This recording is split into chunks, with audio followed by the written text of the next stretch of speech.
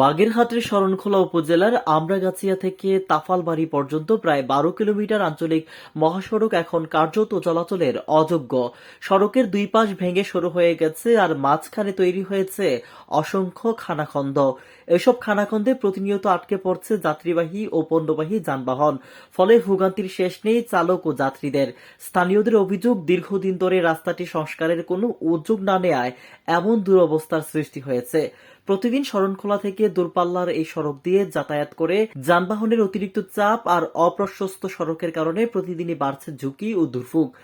চালকরা বলছে, খানাখন্দ এড়াতে গিয়ে প্রায়ই ঘটে দুর্ঘটনা আর বর্ষাকালে এই রাস্তা হয়ে যায় কাদার সমুদ্র।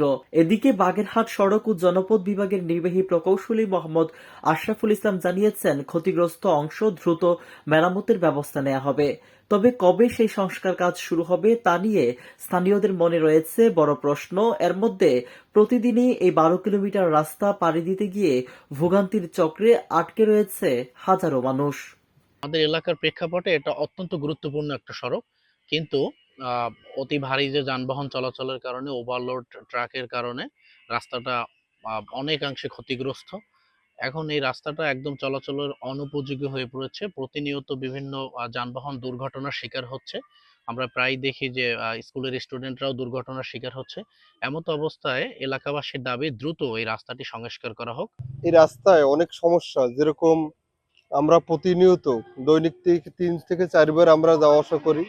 বিভিন্ন জায়গায় দেখছি রাস্তাঘাট ভেঙে চুরে একবার তছনছ হয়ে গেছে। এর কোনো আমরা সুফল পাচ্ছি না।